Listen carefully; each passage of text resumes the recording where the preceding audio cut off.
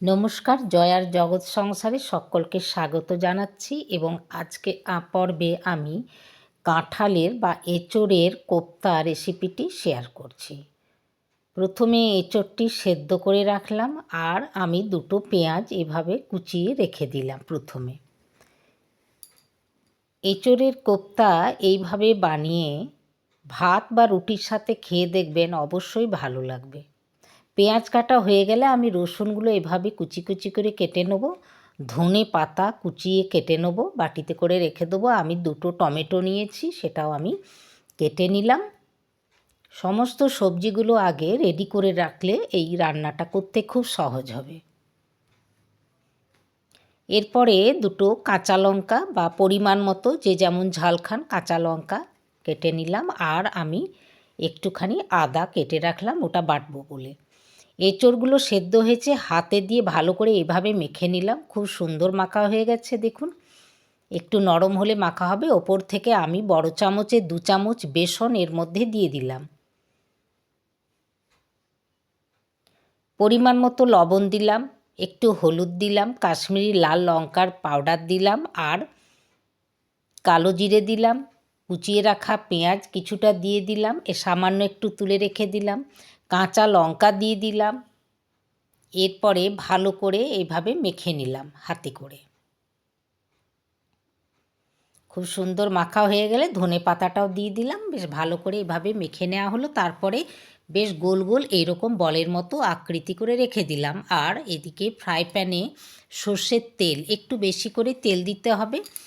এইভাবে তারপরে এগুলো ভেজে নেব উল্টে পাল্টে। অনেকে এগুলো ডুবো তেলে করে, ডুবো তেলে করলে খেতে ভালোই লাগবে, কিন্তু আমি যেহেতু এটা ঘরোয়া রান্না করি তাই আমি ডুবো তেলে রান্না এটা করছি না। এভাবে একটু ধৈর্য সহকারে উল্টিয়ে পাল্টিয়ে সমগ্র কোপ্তাগুলো এভাবে ভেজে নিতে হবে। দেখুন লাল লাল হয়ে গেছে। সব একটা ছাকনার মধ্যে আমি তুলে রাখলাম যাতে বাড়তি তেল পড়ে যায়। এরপরে ওই তেলে আমি রসুন, কোচানো রসুন, পেঁয়াজ এবং আদা কাঁচা লঙ্কা পেস্ট, জিরে পেস্ট আমি এর মধ্যে দিয়ে ভেজে নিলাম। একটু ভাজা হলে টমেটো দুটো দিয়ে দিলাম। টমেটো দিয়ে তারপরে পরিমাণ মতো লবণ দিয়ে দিলাম, হলুদ দিয়ে দিলাম, কাশ্মীরি লঙ্কার পাউডার দিয়ে দিলাম রঙের জন্য। একটু ঢাকা দিলেই টমেটোটা কিন্তু গলে যাবে। দেখুন রং কত সুন্দর হয়ে এসেছে। আর গরম মশলা একটুখানি দিয়ে দিলাম, এতে স্বাদ অনেক সুন্দর হবে।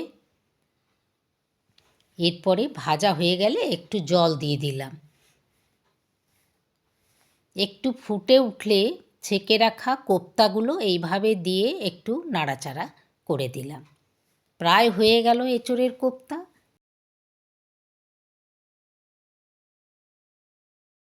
এরপরে একটু ঘি এর মধ্যে ছকা লাগাবো। ঘি গরম হলে একটু জিরে আর একটা শুকনো লঙ্কা ছকা লাগানোর জন্য এটা দিয়ে দেবো। ভিডিওটি ভালো লাগলে অবশ্যই লাইক করবেন, শেয়ার করবেন, সাবস্ক্রাইব করবেন আর আপনার মূল্যবান মতামত জানাবেন। নমস্কার।